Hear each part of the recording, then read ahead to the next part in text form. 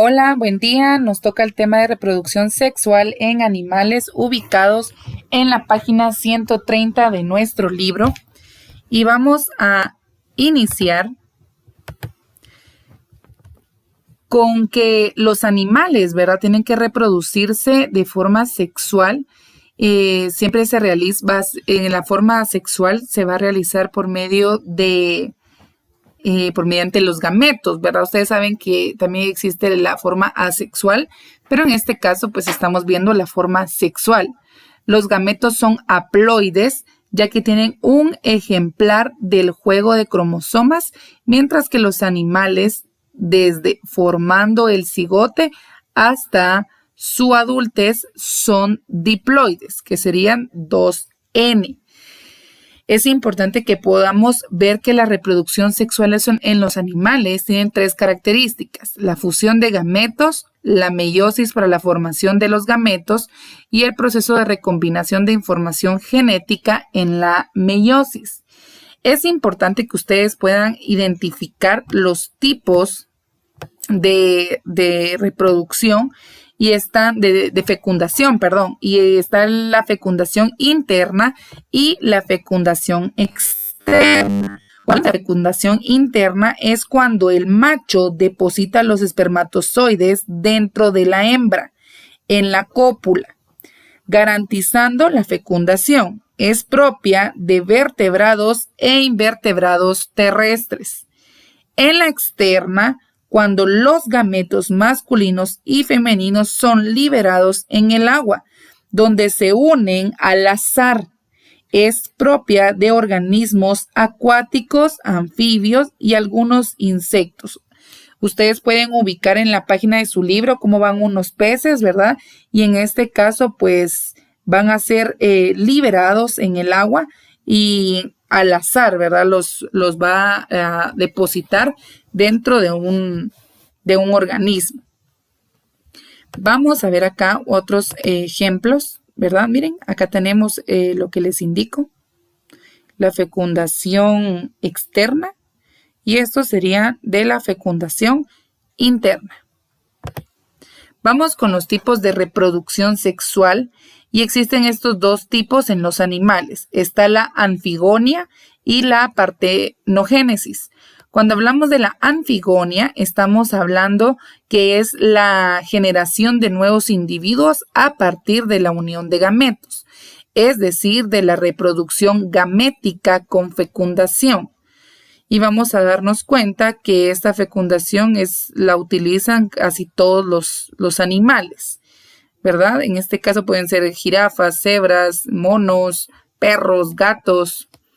En la partenogénesis, que es la generación de individuos a partir de óvulos sin fecundar, es decir, es la reproducción gamética sin fecundación.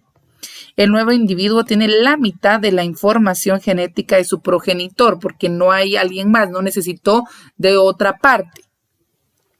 Se da con cierta frecuencia en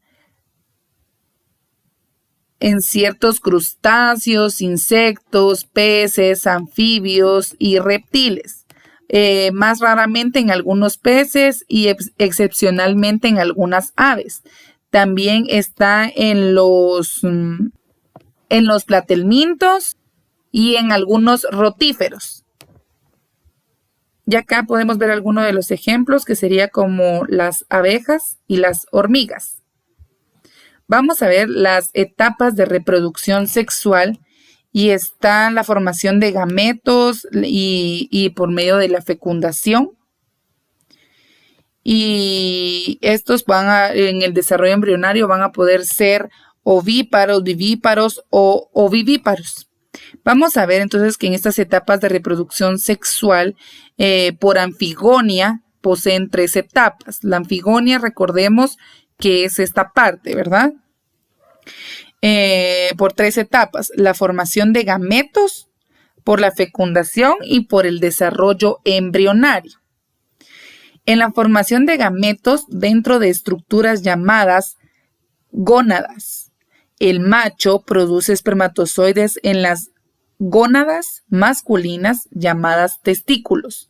la hembra produce óvulos en las gónadas femeninas llamadas ovarios. El espermatozoide se diferencia del óvulo por ser más pequeño y tener una cola para desplazarse, el flagelo.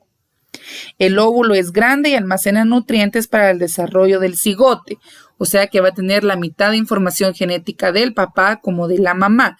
Miren, esta es una anfigonia. La anfigonia se divide en 3. Formación de gametos, o sea que se necesita el espermatozoide y el óvulo para que pueda haber una fecundación. En la fecundación es el proceso de la unión de gametos para formar el cigote, tanto de los gametos femeninos, masculinos, el óvulo como el esperma, para formar un cigote, o sea, un nuevo individuo. En los animales existen 2 tipos de fecundación, la externa y la interna, que fue lo que ya les expliqué. Y la tercera etapa de la reproducción sexual, según Anfigonia, está el desarrollo embrionario. Se produce luego de la formación del cigote. Los animales con desarrollo embrionario van a poder ser ovíparos, vivíparos o bovíparos. Cuando hablamos de los ovíparos, es cuando los embriones se desarrollan dentro de huevos, como las aves, insectos y reptiles. En los vivíparos, cuando los embriones se desarrollan dentro del útero, todo lo que son mamíferos, perros, gatos, vacas, etc. Ovivíparos, cuando los embriones se desarrollan en huevos retenidos en la cloaca hasta completar su desarrollo, como por ejemplo los tiburones, las rayas, los tollos, víboras y algunas serpientes y lagartos. Vamos a ver que también existen tipos de partenogénesis, ¿verdad? También hay 2 partes de partenogénesis y está la gamofásica y la zigofásica. Cuando hablamos de la gamofásica, da origen a individuos haploides, generalmente muchos, a partir de un óvulo no fecundado. Ocurre en insectos sociales como las abejas, las avispas y las hormigas, que era lo que les había indicado acá.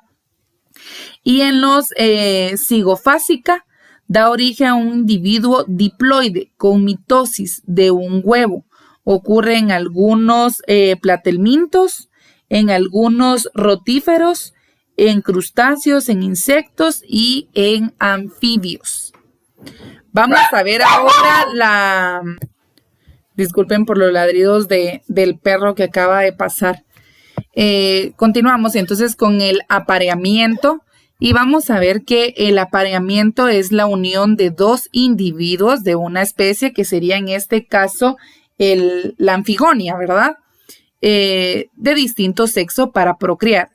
Para ello deben realizar algunos mecanismos como los siguientes.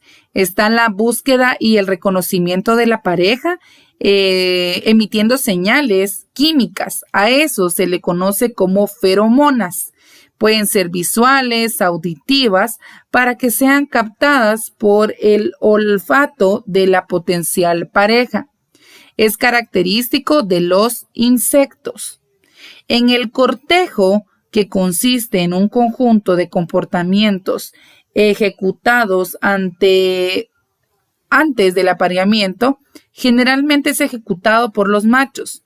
Destaca el despliegue de plumas, la demostración de fuerza, etc. Para el cortejo es importante el dimorfismo sexual, es decir, las diferencias morfológicas tanto en machos como hembras, para que éste pueda venir y suceder, ¿verdad?, en la potencial pareja. Uno de los ejemplos bien claros es el pavo real, que cuando está acortejando a su pareja le extiende sus plumas. Y podemos ver aquí, ¿verdad?, cómo este pavo real está cortejando, extendiendo sus plumas, ¿verdad?, su plumaje, y empieza a hacerlas de hacia atrás para adelante para poder demostrar algún tipo como de fuerza, ¿verdad? Y aquí también tenemos otro ejemplo. Y eso sería entonces el tema del día de hoy. También es importante que se pueda verificar, ¿verdad? En la parte de acá del apareamiento, del cortejo, perdón, donde ellos extienden su plumaje, lo hacen de adelante hacia atrás para poder demostrar algún tipo de fuerza, ¿verdad? Vamos a ver que los cambios fisiológicos generalmente en el cortejo y en el apareamiento vienen acompañados de un cambio fisiológico, como por ejemplo en la mayoría de las hembras de los mamíferos se da el estro. Esto del estro es un periodo en el que los óvulos se liberan y la hembra está receptiva. Algunos experimentos de biología del comportamiento animal indican que el grano de cambio fisiológico es un factor de selección de la hembra. Así que este sería el tema. Cualquier duda, pregunta que ustedes tengan, la pueden hacer en la clase de Zoom. Vamos a trabajar allí algunos ejercicios para culminar con este tema. Que tengan un buen día.